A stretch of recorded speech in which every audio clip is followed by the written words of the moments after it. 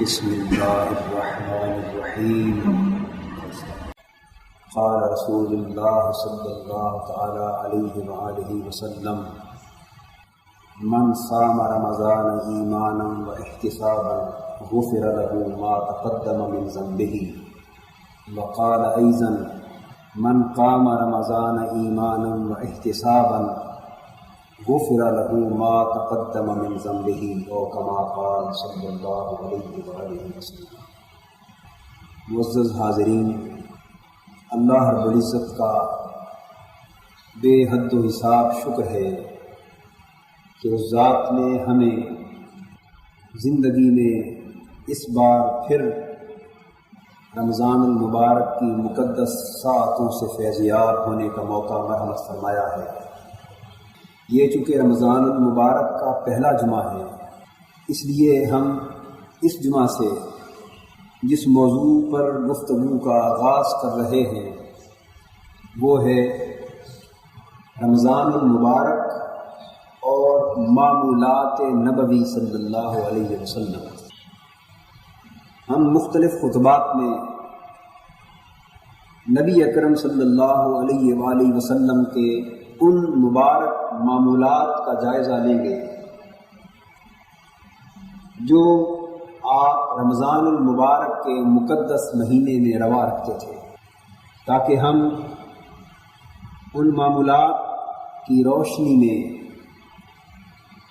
اس ماہ مقدس کی برکات اور فیوز و ثمرات سے صحیح طور پہ مستفید و مستنیر ہو سکے۔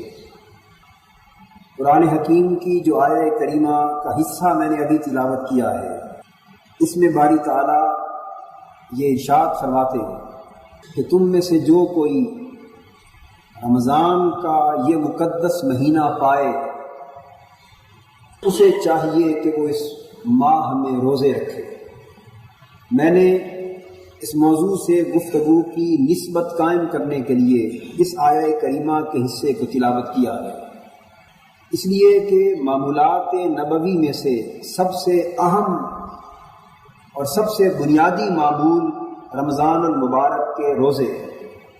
قبل اس کے کہ ہم اپنی گفتگو کا باضابطہ آغاز کریں، میں یہ واضح کر دوں کہ وہ موٹے موٹے معمولات اور وہ چند بنیادی مشاغل جو نبی اکرم صلی اللہ علیہ وسلم اس ماہ رمضان المبارک میں ادا فرماتے تھے، ان میں سے چند ایک یہ ہے۔ پہلا معمول صیام رمضان کا ہے، پورا مہینہ رمضان کے روزے رکھنا، اور یہ معمول فرض کا درجہ رکھتا ہے اور یہ ارکان اسلام میں سے ایک رکن بھی ہے، جس پر ہم پچھلے سال کے رمضان کے خطبات میں تفصیل سے گفتگو کر چکے ہیں۔ دوسرا معمول نبی اکرم صلی اللہ علیہ وسلم کا قیام رمضان ہے، جس کو ہم نماز تراویح کہتے ہیں، اور وہ رمضان کی راتوں کا قیام ہے۔ تیسرا معمول نبی اکرم صلی اللہ علیہ وسلم کا ختم قرآن ہے، رمضان المبارک میں قرآن حکیم کی تلاوت کرنا اور اسے ختم کرنا۔ چوتھا معمول نبی اکرم صلی اللہ علیہ وسلم کا رمضان المبارک میں شب بیداری کا مشغلہ ہے، خصوصیت کے ساتھ شب بیداری۔ پانچواں معمول نبی اکرم صلی اللہ علیہ وسلم کا رمضان المبارک میں اعتکاف کا تھا۔ چھٹا معمول نبی اکرم صلی اللہ علیہ وسلم کا رمضان المبارک میں نماز تہجد کو باقی 11 مہینوں کی طرح ہی قائم رکھنے کا تھا۔ ساتواں معمول نبی اکرم صلی اللہ علیہ وسلم کا رمضان المبارک میں بڑی کثرت کے ساتھ عبادت، ریاضت اور غور و فکر اور مراقبہ کرنے کا تھا۔ اور آٹھواں معمول رمضان المبارک میں بڑی کثرت کے ساتھ صدقہ اور خیرات کرنے کا تھا۔ یہ وہ چند موٹے موٹے معمولات اور مشاغل نبوی ہیں جن کی روشنی میں ہم اس مقدس مہینے کو بہتر انداز کے ساتھ گزار سکتے ہیں۔ آئیے آج ہم اپنی گفتگو کا آغاز ان معمولات کے تذکرے سے کرتے ہیں، جیسا کہ قرآن حکیم کی تلاوت کی گئی آیہ کریمہ میں مذکور ہے کہ اللہ رب العزت کا سب سے پہلا حکم رمضان المبارک کے سلسلے میں فرض روزے رکھنے کا ہے۔ ارشاد فرمایا گیا کہ تم میں سے جو کوئی رمضان کا مہینہ اپنی زندگی میں پائے اور وہ شرعاً مکلف ہو، یعنی شرعی احکام کا پابند ہو، اور پابندی سے مراد یہ ہے کہ وہ عاقل ہو، بالغ ہو، صحت مند ہو، اور وہ مستثنیات، وہ رخصتیں اور وہ اسباب جن کی وجہ سے شرعی احکام میں رخصت، استثناء یعنی ایکسیپشن یا سہولت مل جاتی ہے، ان میں سے کوئی صورت اسے درپیش نہ ہو، تو ایک عام عاقل صحت مند بالغ شخص کے لیے فرض ہے کہ وہ رمضان المبارک کے روزے رکھے۔ اس میں استثناء نہ کسی مرد کا ہے اور نہ کسی عورت کا۔ چنانچہ نبی اکرم صلی اللہ علیہ وسلم نے اللہ رب العزت کے اسی حکم کے ضمن میں ارشاد فرمایا، من صام رمضان ایمانا و احتسابا غفر له ما تقدم من ذنبہ، جس شخص نے رمضان المبارک کا پورا مہینہ روزوں کے ساتھ گزارا اور وہ روزے رسم سمجھ کر نہ رکھے، روزوں کی مردہ لاش کو اپنے کندھوں پہ اٹھا کے نہ پھرتا رہا، بلکہ روزوں کے ان تمام تقاضوں کو پورا کیا جن تقاضوں کی تکمیل سے روزے کا منشا پورا ہو سکتا تھا، ایمان کے تقاضے بھی پورے کیے اور اپنے نفس کا، اپنے احوال باطنی کا محاسبہ بھی کڑی طریقے سے قائم رکھا۔ تو جس نے اس محاسبہ نفس کے ساتھ اور ایمانی تقاضوں کی تکمیل کے ساتھ رمضان کے پورے مہینے کے روزے رکھے، تو اللہ رب العزت کی طرف سے اسے یہ خوشخبری سنا دی گئی کہ اس کی زندگی کے پہلے سارے گناہ معاف کر دیے جاتے ہیں۔ نبی اکرم صلی اللہ علیہ وسلم نے اپنی پوری حیات طیبہ میں حضر کی حالت میں کبھی رمضان کا روزہ قضا نہیں کیا۔ ہاں جب کبھی سفر میں جانے کا وقت ہوتا تو یہ معمولات اس لیے بھی عرض کر رہا ہوں کہ یہ سن کر آپ کے ذہن میں رمضان کے مسائل کا صحیح تصور بھی راسخ ہو سکے۔ ہمارے ہاں مسائل کے معاملے میں کچھ افراط رواج پکڑ جاتا ہے، کبھی تفریط رواج پکڑ جاتی، کبھی مسائل اور ان کی روح سے صحیح آگہی نہیں ہوتی اور ہم کئی الجھنوں میں مبتلا رہتے ہیں۔ اس کا نتیجہ یہ ہوتا ہے کہ وہ صحیح روح اور صحیح فیوز و برکات اور فوائد و ثمرات جو رمضان المبارک کے معمولات ہوں یا دیگر شرعی احکام کی تعمیل ہو جو میسر آ سکتے ہیں، ہم اس کی حصول سے محروم رہ جاتے ہیں۔ نبی اکرم صلی اللہ علیہ وسلم جب کبھی سفر کی حالت میں ہوتے تو غور سے سن لیجئے، آپ چونکہ رحیم اور شفیق تھے اپنی امت پر، بڑی سے بڑی مشقت بھی حضور کی ذات ستودہ صفات پر گراں نہ تھی۔ وہ بڑی محنت، وہ بڑی تکلیف، بڑی مشقت جو ہمارے لیے ناممکن ہے، حضور کے لیے بڑی آسان، بڑی سہل، بڑی ممکن اور بڑی آسانی سے واقع ہوتی تھی۔ حضور کے لیے اللہ کی عبادت کا کوئی حکم کسی سطح پر بھی مشکل نہ ہو سکتا تھا، اس لیے وہ تو حضور کی زندگی تھی۔ اللہ کی عبادت اور اس کی رضا کے لیے مشقت کرنا وہ تو حضور کی زندگی کا لطف تھا، اسی میں تو حضور کا مزہ تھا، اسی میں تو حضور کی آنکھوں کا سرور تھا۔ باوجود اس کے کہ کوئی مشقت حضور کے لیے گراں نہ تھی، لیکن چونکہ حضور کی ہستی کو اللہ نے انسانیت کے لیے اور اپنی امت کے لیے اعمال کا اسوہ کامل بنا کے بھیجا تھا، نمونہ اتم بنا کے بھیجا تھا، تاکہ حضور کی امت کا نہ صرف طاقتور بلکہ کمزور سے کمزور تر فرد بھی حضور کی سنت سے برابر استفادہ کر سکے۔ کوئی شخص اپنی کمزوری کے باعث بھی یہ دکھ نہ دل میں لا سکے کہ میں کمزور ہوں اس لیے حضور کی سنت پہ عمل نہیں کر سکا۔ کمزوروں، تمہیں بھی مبارک ہو کہ حضور نے تمہارے لیے بھی اپنی سنت کا ایک اسوہ قائم فرما دیا۔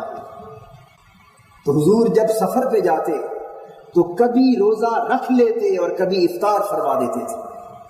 بخاری اور مسلم میں کثرت کے ساتھ احادیث آئی ہے، حضور نے کبھی سفر میں روزہ رکھا اور کبھی سفر میں روزہ نہیں رکھا، اور کبھی مسافروں کے لیے ایک عمل کا اسوہ پیدا کرنے کے لیے ایسا بھی کیا کہ سفر روزے کی حالت میں شروع کیا، لیکن جب دیکھا کہ ساتھی مسافروں کی طبیعت سفر کی شدت کی وجہ سے خراب ہو رہی ہے تو پانی کا پیالہ منگا کر اپنے ہاتھ بلند کر کے بھرے مجمع کو دکھا کے روزہ افطار کر دیا، تاکہ ہر کوئی دیکھ لے کہ نبی اکرم صلی اللہ علیہ وسلم نے روزہ افطار کر لیا ہے، اور وہ یہ سمجھے کہ جب سفر کی شدت کے باعث ہمارے آقا روزے کو افطار کرنا کوئی عیب تصور نہیں کرتے، تو کوئی حضور کا گناہگار یا کمزور امتی سفر کی حالت میں روزہ افطار کر لے گا تو یہ اس کے کھاتے میں گناہ نہ ہوگا،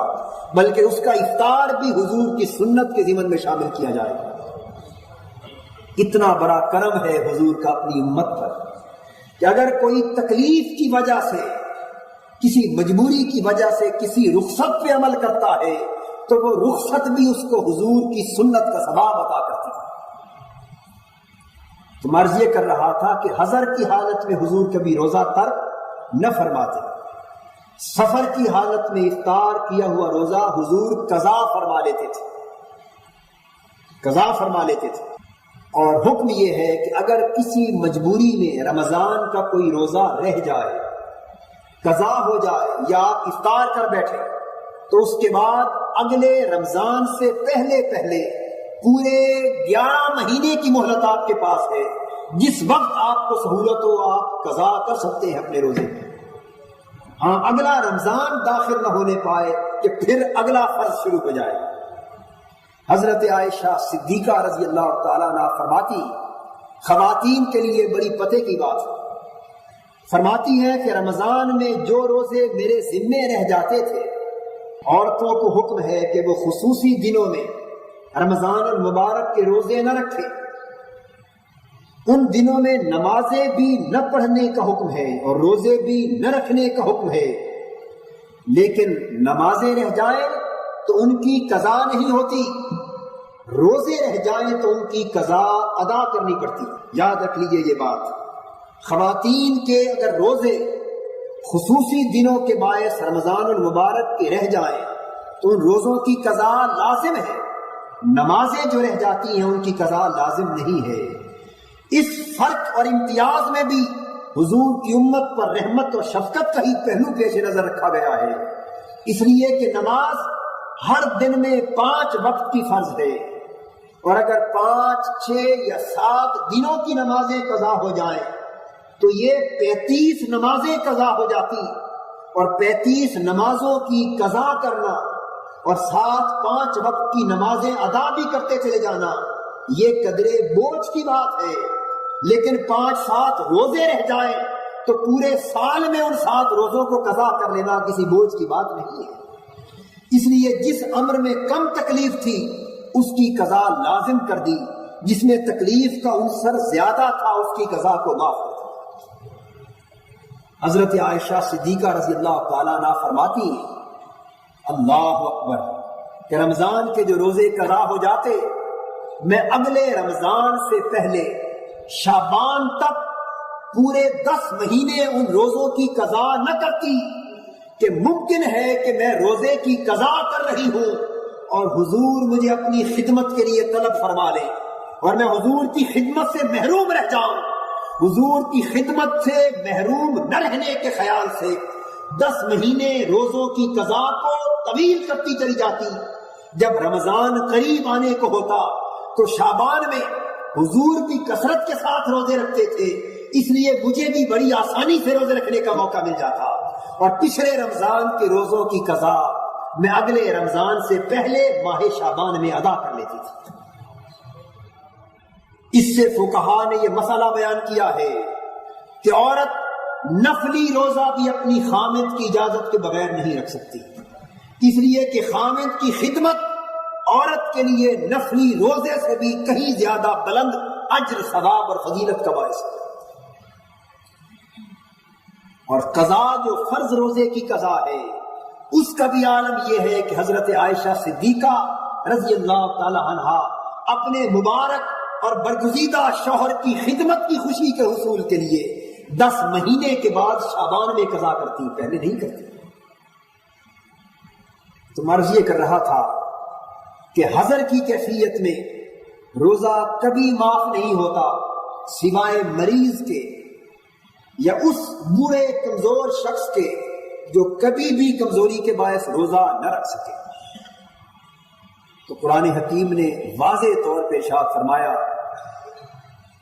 فَمَنْ كَانَ مِنْكُمْ مَرِيضًا أَوْ عَلَى سَفَرٍ فَعِدَّةٌ مِّنْ أَيَّامٍ أُخَرَ، تم میں سے اگر کوئی مریض ہو یا سفر کی حالت میں ہو تو وہ روزہ قضا کر سکتا ہے، مرض کی شدت کے پیش نظر یا سفر کی شدت کے پیش نظر قضا کر سکتا ہے، اور پھر وہ رمضان کے بعد باقی دنوں میں اس کو ادا کر لے گا۔ تو عرض یہ کر رہا تھا کہ نبی اکرم صلی اللہ علیہ وسلم کے رمضان المبارک کے روزوں کے سلسلے میں 2 معمولات انتہائی اہمیت کے حامل تھے۔ اب یہ رمضان کے معمولات کا ذکر بھی ہو رہا ہے اور ساتھ ساتھ حضور کے شب و روز کی یاد بھی تازہ ہوتی جا رہی ہے۔ تو آپ رمضان کے معمولات کو بھی سنیں اور سمجھیں اور ساتھ اپنے آپ کو 1400 سال پیچھے لے جا کر نبی اکرم صلی اللہ علیہ وسلم کے صبح و شام کے احوال میں غرق بھی کر دیں اور چشم تصور سے یہ دیکھتے چلے جائیے کہ کس طرح حضور روزہ رکھ رہے ہیں، کس طرح حضور کی سحری کا اہتمام ہوتا ہے اور کس طرح ہمارے آقا کی افطاری کا اہتمام ہو رہا ہے۔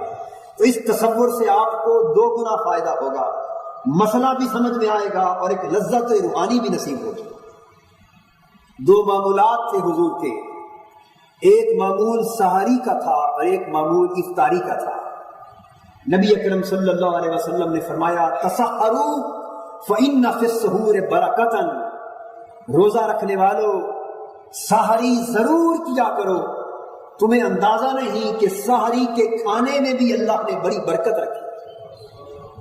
سحری کا کھانا بذات خود بڑی روحانیت اور بڑی برکت کا حامل۔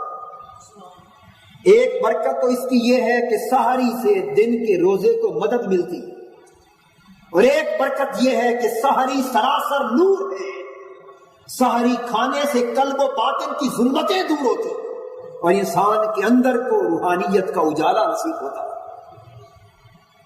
نبی اکرم صلی اللہ علیہ وسلم نے فرمایا کہ خواہ پانی کا ایک گھونٹ ہی پینے کا موقع کیوں نہ ملے، قلیل سے قلیل وقت ہی کیوں نہ ملے، سحری کھایا ضرور کرو، اس لیے کہ یہ حضور کی سنت ہے اور یہودیوں کی مخالفت ہے۔ حضور نے یہ بھی فرمایا کہ ہمارے روزے اور یہودیوں کے روزے میں فرق یہ ہے کہ ہم سحری کرتے ہیں، یہودی سحری نہیں کرتے۔ یہودی بھی روزہ رکھتے تھے لیکن سحری نہیں کرتے تھے۔ حضور نے فرمایا ہمارے روزے اور یہودیوں کے روزے میں یہ فرق ہے کہ وہ سحری کے بغیر روزہ رکھتے ہیں، ہم سحری کے ساتھ روزہ رکھتے ہیں۔ تو سحری کا معمول حضور کی مبارک سنت ہے۔ اور پھر ایک لطف کی بات یہ ہے کہ سحری میں حضور نے تاخیر کو پسند فرمایا۔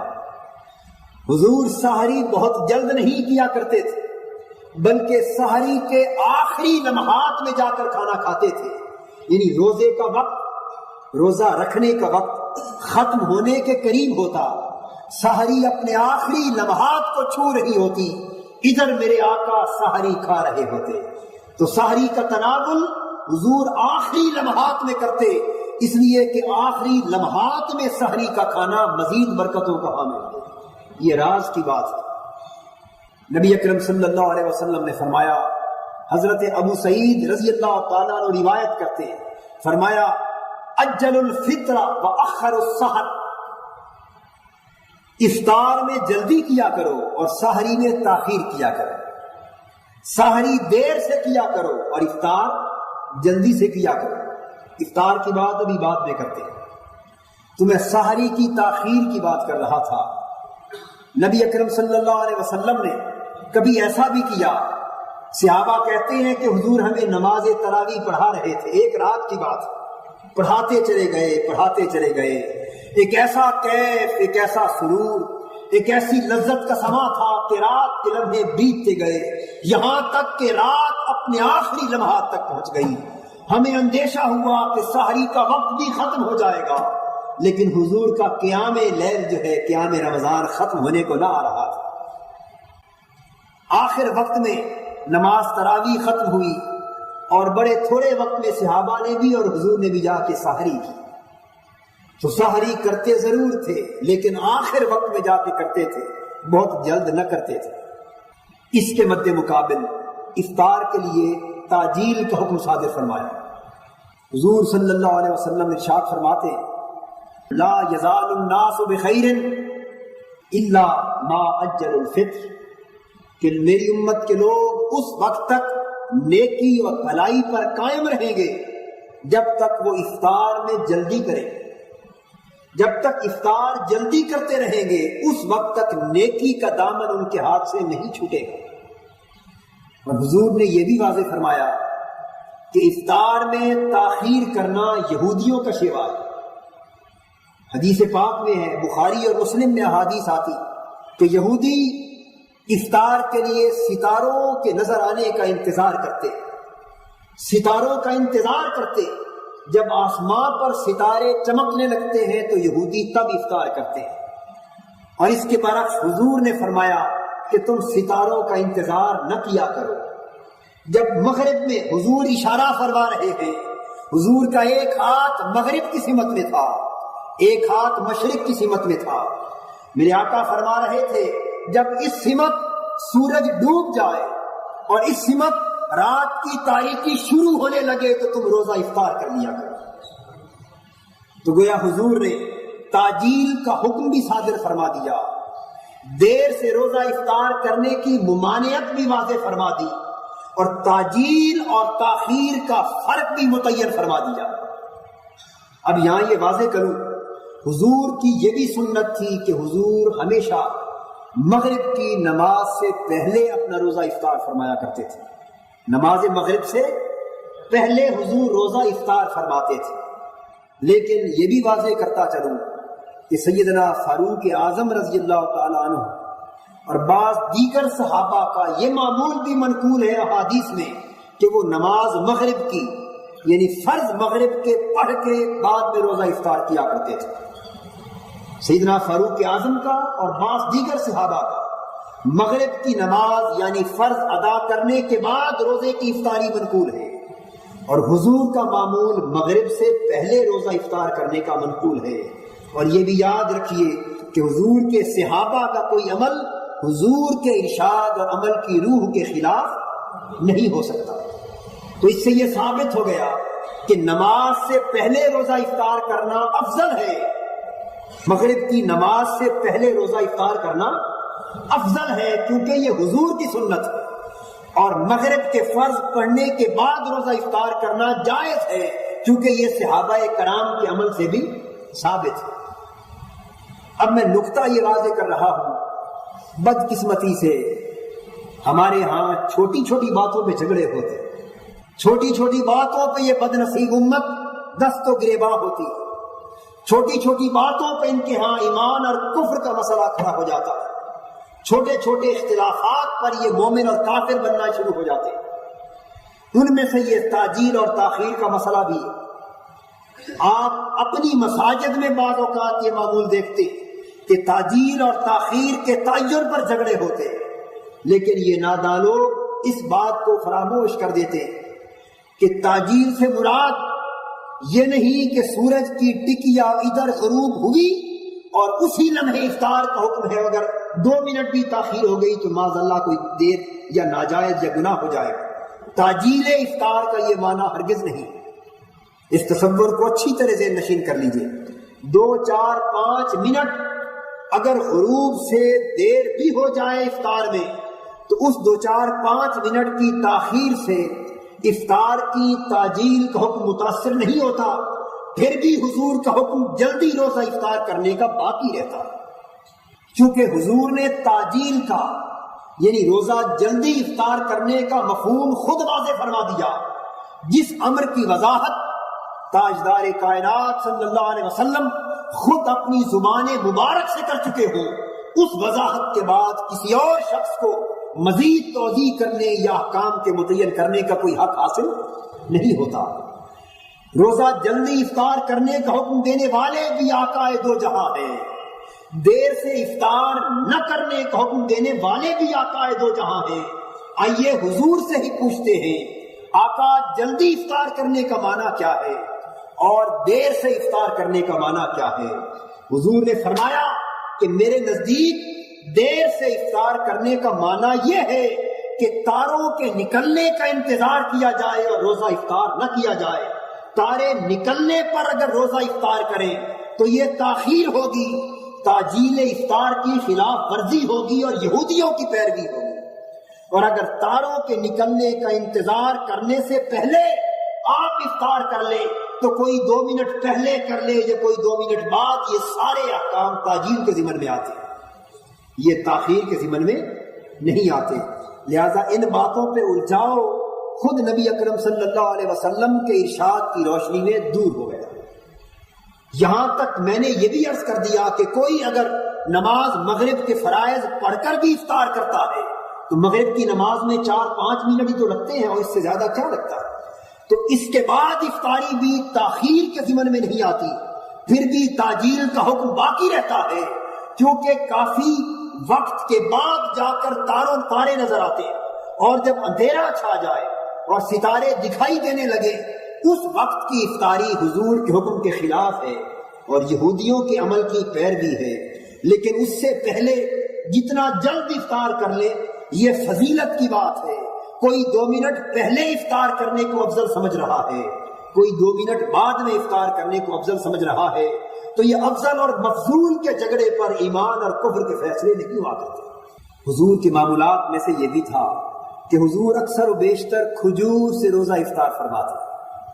میرے آقا نے فرمایا کہ روزہ افطار کیا کرو بے شک ایک کھجور کے ساتھ، اور کسی کو ایک کھجور بھی میسر نہ ہو تو پانی کے گھونٹ سے افطار کر لیا کرو۔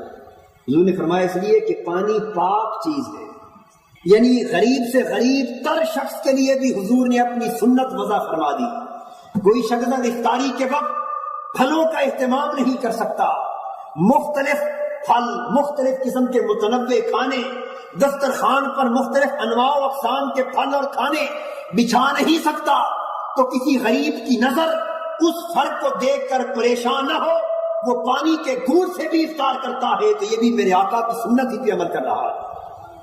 اور یہاں ایک بات یہ بھی واضح کرتا چلوں کہ اگر نماز مغرب سے پہلے افطاری بہتر ہے اور افضل ہے اور حضور کی سنت بھی یہی ہے، تو ہمارے ہاں بدقسمتی سے یہ معمول ہے کہ ادھر آذان مغرب ہوتی، ادھر ہم افطار کرتے، کوئی کلی کر سکتا ہے یا نہیں، کوئی کھا رہا ہے، کسی کے ہاتھ ابھی صاف نہیں ہے، ادھر تکبیر شروع ہو جاتی اور مغرب کی نماز کھڑی ہو جاتی، ایک پگدڑ کا سما مچا ہوا ہوتا ہے مسجد میں، کوئی دوڑ کے وضو کی طرف کلی کرنے کے لیے جا رہا ہے، کوئی جماعت میں مل رہا ہے، کسی کی تکبیر تحریمہ فوت ہو رہی ہے، کسی کی رکعت فوت ہو رہی ہے، تو یہ سارا معمول سراسر غلط ہے۔ نماز مغرب کا وقت اتنا بھی تنگ نہیں جتنا ہم نے سمجھ رکھا ہے۔ جب آذان ہو جائے آپ افطار کریں، اطمینان سے افطار کریں، 5 منٹ لگتے ہیں، 10 منٹ لگتے ہیں، 15 منٹ بھی لگ جاتے ہیں، افطار کر کے جب تمام لوگ فارغ ہو جائیں تو اطمینان سے تکبیر کہہ کر نماز مغرب ادا کریں۔ 5، 10، 15 منٹ کی تاخیر سے نماز مغرب مکروہ وقت میں داخل نہیں ہوتی، نماز کا صحیح وقت پھر بھی قائم رہتا ہے۔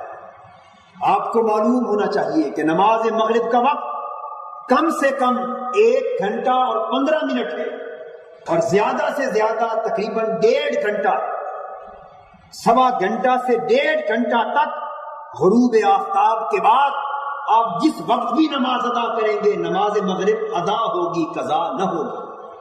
1.25 گھنٹہ یا 1.5 گھنٹہ گرمیوں اور سردیوں کے موسم کے فرق کے مطابق، اس کے بعد عشاء کی نماز کا وقت شروع ہوتا ہے۔ ہاں جب اندھیرا شروع ہو جائے اور ستارے نکل آئیں تو پھر وقت مکروہ شروع ہو جاتا ہے، نماز مغرب پھر بھی ادا ہوتی ہے لیکن ثواب کم ہو جاتا ہے، ثواب کم ہو جانا شروع ہو جاتا ہے، لیکن ہوتی پھر بھی ادا ہے، قضا نہیں ہوتی، لیکن یہ مکروہ وقت کا آغاز بھی 15-20 منٹ کے بعد جا کر کہیں ہوتا ہے۔ اگر آپ 5-10 منٹ لگا کر اطمینان سے افطاری کر کے پھر نماز ادا کریں اور ہر ایک کو تکبیر تحریمہ کے ساتھ شامل ہونے کا موقع مرحمت کریں، تو اس میں نہ نماز کی تاخیر ہے اور نہ کسی حکم کی خلاف ورزی۔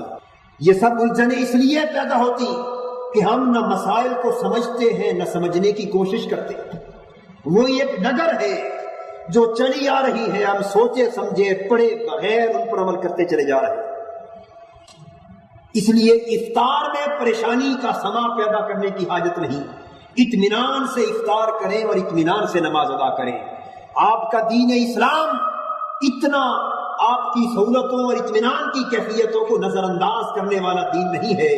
حضور نے تو یہاں تک فرما دیا کہ ایک طرف کھانے کا وقت ہو، بھوک لگی ہو اور دسترخوان پہ کھانا بچھا ہو، دوسری طرف نماز کا وقت ہو اور مجھے کہا جائے کہ بھوک کی حالت میں کھانے کو یا وقت پر نماز کو، دو میں سے کس کو آپ اپناتے ہیں؟ تو حضور نے فرمایا میں بھوک کی شدت کو ختم کرنے کے لیے کھانا پہلے کھاؤں گا، نماز بعد میں ادا کروں گا۔ اس لیے کہ بھوک اگر قائم رہی تو خدا کی یاد میں بھی لذت، انہماک، استغراق اور طمانینت آپ کو نصیب نہیں ہو سکتی۔ نماز تو مومن کی معراج ہے، نماز تو وہ نماز ہے کہ آپ دنیا و ما فیہا کے تصورات سے بے نیاز ہو کر خدا کے حضور میں اس طرح کھڑے ہو کہ پھر خود فراموشی کا وہ عالم طاری ہو کہ صرف خدا ہی نظر آ رہا ہو، اور انسان حالت نماز میں خدا سے ہم کلام ہو۔ ایک طرف آپ کو اپنے کھانے کی یاد ستا رہی ہے، بھوک کی شدت آپ کے ذہن کو کھانے کی طرف لے جا رہی ہے، اور بھوک کی شدت کے باعث آپ جلدی جلدی نماز کی رکعتیں ادا کر رہے ہیں، تو کھانا بھی وقت کا ضائع ہوا اور خدا کی عبادت بھی آپ نے ضائع کر ڈالی۔ اگر نماز قضا نہ ہو رہی ہو تو بھوک پہلے مٹا لے، پیٹ کے دندے سے فارغ ہو جائے، اس لیے کہ شیطان اللہ کی راہ پر بھی پیٹ کے تصور سے حملہ آور ہوا کرتا ہے۔ یہ جتنی حرام خوری کی راہیں ہیں، یہ پیٹ کا شیطان آپ کو حرام خوری کی راہ پہ لے جاتا ہے۔ یہ بھوک اور غربت اور افلاس کے احوال کو مٹانے کے لیے رزق حرام کی طرف بھی آپ بڑھتے ہیں۔ آپ رزق کی خاطر نماز کی حالت میں بھی پریشان رہتے ہیں، اس لیے جب تک اس فکر اور اس پریشانی کا ازالہ نہ ہو جائے اس وقت تک عبادت کی مطلوبہ لذت بھی نصیب نہیں ہو سکتی۔ ہر کام اپنے وقت پر لیکن بڑے اطمینان سے ادا ہونا چاہیے۔ حاضرین محترم، یہ تو حضور کا رمضان المبارک کے روزوں کا معمول تھا، اور روزے کے ضمن میں حضور کا یہ معمول بھی واضح کرتا چلوں کہ رمضان المبارک کے علاوہ کثرت کے ساتھ میرے آقا شعبان کے روزے رکھتے۔ حضرت عبداللہ بن عمرو بن العاص رضی اللہ تعالیٰ عنہ فرماتے کہ میں ہر روز روزہ رکھتا تھا اور ہر رات قیام کرتا تھا۔ پوری زندگی کے لیے میں نے یہ قسم کھا لی تھی، اپنے آپ پر یہ پابندی عائد کر رکھی تھی کہ میں پوری زندگی روزانہ روزہ رکھوں گا اور ساری رات عبادت کروں گا۔ حدیث پاک میں آتا ہے حضور نے بلوا بھیجا اور فرمایا عبداللہ بن عمرو، کیا تم یہ سمجھتے ہو کہ تیرے معمول کی ہمیں خبر نہیں ہے؟ دست بستہ عرض کیا یا رسول اللہ، حضور کو معلوم ہے۔ حضور نے فرمایا کہ عبداللہ، تمہاری اگر یہی خواہش ہے کہ تمہاری ساری زندگی روزے میں گزرے تو تم رمضان کے روزے قضا نہ کیا کرو اور ہر مہینے صرف 3 روزے رکھ لیا کرو، اللہ تعالیٰ تمہاری ساری زندگی روزے کی حالت میں لکھ دے گا۔ اس لیے کہ اللہ ایک نیکی کا اجر 10 گنا عطا کرتا ہے۔ مہینے کے 30 دن ہوتے، اگر ہر مہینے 3 روزے رکھو گے تو 30 دنوں کے روزوں کا ثواب ملے گا۔ ہر مہینے کے 3 روزے 11 مہینوں کا ثواب دیں گے، اور رمضان کا روزہ تو پھر بھی کامل ہوگا۔ تو ہر مہینے کے 3 روزے رکھ لیا کرو، صائم الدہر کے زمرے میں خدا تمہارا شمار کر دے گا۔ اور حضور نے فرمایا کہ عبداللہ بن عمرو، ساری رات کھڑے ہو کے عبادت کرنا اور اتنا کثرت کے ساتھ قرآن پڑھنا یہ مناسب نہیں ہے۔ تیری جان کا بھی تیرے اوپر حق ہے، تیری بیوی کا بھی تیرے اوپر حق ہے، تیرے بچوں کا بھی تیرے اوپر حق ہے، تیرے ملاقاتیوں کا بھی تیرے اوپر حق ہے۔ حضور نے یہاں تک فرمایا کہ اگر اتنی کثرت سے عبادت کرتے رہو گے تو تیری بینائی بھی کمزور ہو جائے گی، تیرے جسم کی طاقت بھی مان پڑ جائے گی۔ حضور نے یہ بھی فرمایا کہ عبداللہ بن عمر اگر اتنی کثرت کے ساتھ عبادت کا بوجھ تجھ پہ قائم رہا، فرمایا تجھے کیا خبر کہ اللہ تجھے بڑی لمبی عمر عطا کرے، تو جب تو بڑھاپے میں پہنچے تو تو چاہے گا کہ اسی معمول کو قائم رکھے لیکن قائم نہ رکھ سکے گا۔ اور فرمایا کہ نیک عمل اور فضیلت والا عمل وہ ہے جو بے شک تھوڑا سا ہی کیوں نہ ہو لیکن بڑی پابندی، مداومت اور ملازمت کے ساتھ پوری زندگی قائم رکھا جائے۔ احب العمل الی اللہ ما داوم علیہ صاحبہ وان قل، اللہ کو سب سے زیادہ محبوب وہ عمل ہے کہ عمل کرنے والا ساری زندگی اس پر عمل کرتا رہے، بے شک وہ بڑا تھوڑا سا عمل کیوں نہ ہو۔ تو اسلام دین فطرت ہے، اسلام دین توسط و اعتدال ہے، وہ کسی بھی معاملے میں نہ افراط کی اجازت دیتا ہے نہ تفریط کی اجازت دیتا ہے، معتدل زندگی کی تعلیم دیتا ہے، لیکن کہتا ہے کہ اس میں پنکچویلٹی ہونی چاہیے، ریگولیرٹی ہونی چاہیے، مداومت ہونی چاہیے، پابندی باقاعدگی ہونی چاہیے۔ اور یہی وہ تصور ہے جس تصور کو کسی اور روپ میں مغرب کی دنیا نے اپنا لیا اور بدقسمتی سے مسلمانوں نے الا ماشاء اللہ چھوڑ دیا۔ اس مداومت کے اصول میں دنیاوی کامیابی کا بھی راز مضمر ہے اور اخروی کامیابی کا بھی راز مضمر ہے۔ اس کے بعد دوسرا عمل نبی اکرم صلی اللہ علیہ وسلم کا رمضان المبارک کا قیام ہے۔ حضور نے فرمایا من قام رمضان ایمانا و احتسابا غفر له ما تقدم من ذنبه، جس شخص نے رمضان کی راتوں میں قیام کیا بڑی لگن کے ساتھ، بڑی محبت کے ساتھ، بڑے شوق کے ساتھ، بڑے انہماک کے ساتھ، استغراق کے ساتھ، اللہ کی رضا کے لیے، ایمان کی دولت لوٹنے کے لیے، اپنے نفس کا محاسبہ کرنے کے لیے، خود کو اللہ کی بارگاہ میں حاضر کرنے کے لیے، ایک مجرم جان کر اپنے آپ کو اللہ کی بارگاہ میں حاضر کرنے کے لیے جس نے ان تصورات کے ساتھ رمضان کی راتوں میں قیام کیا، نماز تراویح پڑھی باقاعدگی کے ساتھ، حضور نے فرمایا اس کی پچھلی ساری زندگی کے گناہ بخشے گئے۔ مسند احمد بن حنبل میں ایک حدیث آتی اور نسائی شریف میں بھی وہ حدیث منقول ہے۔ بعض لوگ یہ سمجھتے ہیں کہ نماز تراویح صرف نفل ہے، سنت نہیں ہے، یہ خیال بعضوں کو آتا ہے۔ اس غلط فہمی کا ازالہ بھی اس حدیث سے ہو جائے۔ میرے آقا نے فرمایا ان اللہ قد فرض علیکم صیام رمضان وسنمت قیامہ فمن قامہ وصامہ، اللہ نے رمضان کے روزے تم پر فرض کیے اور میں تم پر رمضان کا قیام یعنی نماز تراویح کو سنت قرار دیتا ہوں۔ روزوں کا فرض کرنا یہ اللہ نے کیا، نماز تراویح کو سنت میں بناتا ہوں۔ فمن قامہ وصامہ خرج من الذنوب کیوم ولدتہ امہ، جس شخص نے رمضان کے سارے روزے رکھے اور رمضان کی ساری تراویح کی نماز پڑھی ایمان اور محاسبہ نفس کے تقاضوں کے ساتھ، وہ شخص گناہوں سے اس طرح پاک ہو گیا جس طرح آج اس کی ماں نے اپنی پیٹ سے اس کو جلا دیا۔ رمضان کے روزوں کا نماز تراویح کی اس لگن کے ساتھ ادائیگی کا یہ اجر ہے۔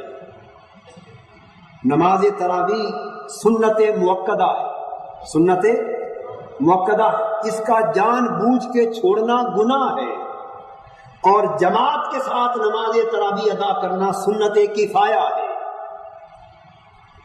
نبی اکرم صلی اللہ علیہ وسلم نے جماعت کے ساتھ بھی نماز تراویح ادا فرمائی اور علیحدہ اپنے گھر میں بھی نماز تراویح ادا کی، اور پورا مہینہ ایک امام مقرر کر کے نماز تراویح التزام کے ساتھ باجماعت ادا کرنا یہ خلفائے راشدین کی سنت، پھر اس وقت سے لے کر آج تک پوری امت کا اس پر اجماع ہے۔ حضرت عبداللہ ابن عباس رضی اللہ تعالیٰ عنہ فرماتے ہاں تراویح کا جو لفظ ہے اس کا واحد ہے ترویحہ۔ کیا واحد ہے؟ ترویحہ، اور یہ راحت سے نکلا ہے۔ کس لفظ سے نکلا ہے؟ راحت کہتے ہیں آرام کو۔ تو دو معنی ہیں تراویح کے، اب ذرا اس تراویح کے مفہوم کو بھی سمجھیں اور ہم اپنے عمل کو بھی اپنے گریبان میں جھانک کر دیکھتے چلیں۔ تو تراویح چونکہ راحت سے ہے تو اس کا معنی یہ ہوا وہ نماز جو بڑے آرام اور سکون کے ساتھ پڑھی جائے، وہ نماز جو بڑے آرام، راحت اور سکون کے ساتھ پڑھی جائے۔ اب خود دیکھ لیجئے کہ ہم کتنے آرام کے ساتھ نماز تراویح ادا کرتے ہیں۔ اس طرح نماز تراویح پڑھتے ہیں جیسے شاید کوئی دشمن حملہ آور ہو رہا ہے اور چند منٹ ہے، جلدی سے اس نماز سے فارغ ہو اور جا کے بستر پہ سو جائے۔ اور نماز تراویح کا مفہوم تقاضا کرتا ہے کہ آرام، راحت، سکون اور اطمینان کے ساتھ ادا کی جائے۔ پھر تراویح کا جو لفظ ہے یہ جمع کا صیغہ ہے۔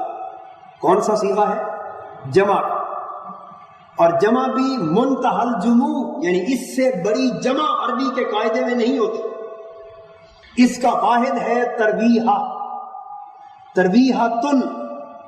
اب ترویحۃن لغوًا آرام کرنے، راحت کرنے کو کہتے ہیں۔ اصطلاحاً ترویحہ کہا جاتا ہے جب 4 رکعت نماز تراویح پڑھنے کے بعد آپ تھوڑی دیر بیٹھتے، تسبیح پڑھتے ہیں، اللہ اللہ کرتے ہیں، استغفار پڑھتے ہیں، کلمہ پڑھتے ہیں، اور اس کے بعد پھر 5ویں رکعت نماز تراویح کے لیے کھڑے ہوتے ہیں۔ تو 4تھی رکعت کے بعد جو تھوڑی دیر بیٹھتے ہیں اس آرام سے بیٹھنے کو ترویحہ کہا جاتا ہے۔ تو اگر 8 رکعت آپ نے پڑھنی ہو، 4 پہلے اور 4 بعد میں، تو درمیان میں ایک ترویحہ آئے گا۔ تو یہ ایک ترویحے کو واحد کہا جاتا ہے۔ ایک کو کیا کہتے ہیں؟ واحد۔ اگر آپ نے 12 رکعتیں پڑھنی ہو تو پھر 2 ترویحے آئیں گے۔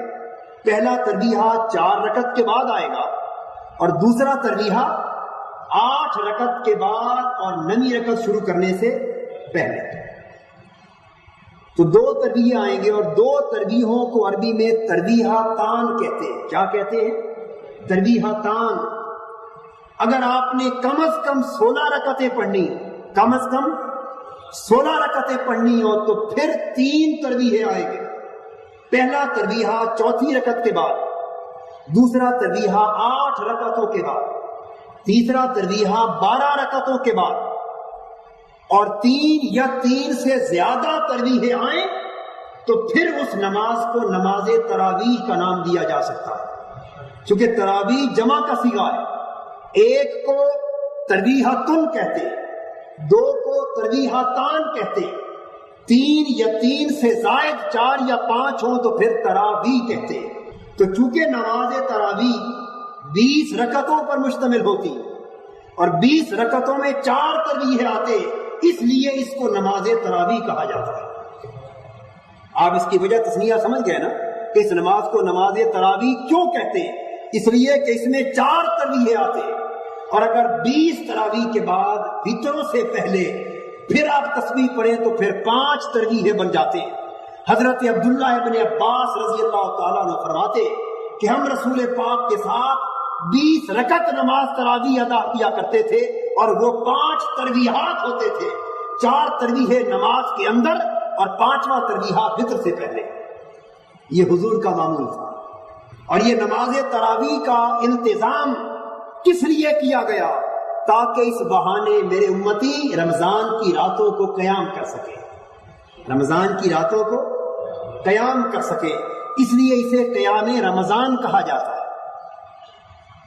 سارا سال 11 مہینے میں اتنے طویل قیام کا حکم نہیں ہے، ایک رمضان ہی کا تو مہینہ ہے جس میں اللہ بھی چاہتا ہے کہ میرا بندہ زیادہ سے زیادہ کھڑیاں جاگ کر میرے حضور کھڑا ہو کے گزار دے۔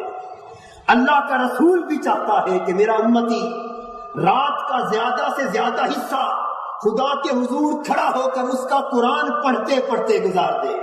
لیکن کتنے بد نصیب ہیں ہم کہ ہم تیزی کے ساتھ قرآن پڑھتے ہیں، کثرت کے ساتھ قرآن کو سننا چاہتے ہیں تیزی کے ساتھ، اور نماز تراویح کو اٹھا کر تیزی سے پھینک کر کسی گڑھے میں گھر چلے جاتے ہیں۔ یہ تراویح کا نماز نہ پڑھنا ہے نہ سننا ہے۔ ارے قیام رمضان کا تو معنی ہی یہ تھا کہ کثرت کے ساتھ آپ قیام کریں، زیادہ سے زیادہ وقت لگن کے ساتھ خدا کی بارگاہ میں کھڑے ہو کے لگائیں۔ جتنی گھڑیاں نماز تراویح کے بہانے سے خدا کی بارگاہ میں حالت قیام میں گزر جائیں، آپ تصور نہیں کر سکتے کہ اس کی ایک ایک گھڑی خدا کے ہاں کتنی قدر کی حامل۔ ارے رمضان کی راتوں میں خدا کی ذات آسمان دنیا پر آ کر باقی راتوں کے علاوہ باقی راتوں میں تو اللہ پچھلی شب کو آسمان دنیا پر آ کر بندوں کو مغفرت کے لیے پکارتا ہے، لیکن رمضان کی راتوں میں مغرب سے فجر تک ساری رات اللہ کی ذات اپنے آسمان دنیا پہ نزول رحمت فرما کر اپنے گناہگاروں کو بلا بلا کر کہتی ہے، اے میری رحمت سے بغاوت کرنے والے، اے میری اطاعت سے منہ پھیرنے والے، اے میری مغفرت سے بے نیاز لیٹنے والے، تو اٹھ، ہے تم میں سے کوئی جو رو کر مجھ سے مغفرت مانگے اور میری مغفرت تم پر اپنی رحمتوں کا انعام کر دے؟ ہے کوئی جو آج رات جاگ کر مجھ سے میری رضا کو طلب کرے اور میری رضا کی جھولی اسے اپنے دامن میں چھپا دے؟ ہے تم میں سے کوئی جو آج رات اٹھ کر مجھے پکارے اور میں اس کے گناہ معاف کر کے اسے جنتوں کی نعمتیں عطا کر دوں؟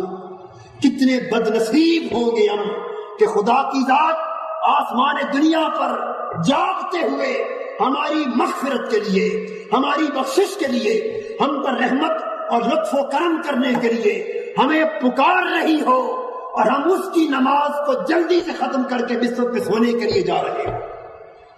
ارے کچھ گھڑیاں تو خدا کی خاطر بھی جاگ لیا کرو، کچھ گھڑیاں تو اس کے قرآن کی خاطر بھی جاگ لیا کرو، اور راتوں کا جاگنا، رمضان کا قیام کرنا، خدا کی ذات تمہارے قیام سے بھی بے نیاز ہے، تمہارے صیام سے بھی بے نیاز ہے، تمہاری عبادتوں سے، تمہارے سجدوں سے، تمہارے رکوعوں سے، تمہاری تلاوت قرآن سے، تمہاری نماز تراویح سے نہ اللہ کی ربوبیت میں کوئی اضافہ ہوتا ہے، نہ اس کی قدرت میں کوئی بڑھوتری ہوتی ہے، نہ اس کی رحمت کو کوئی وسعت نصیب ہوتی ہے۔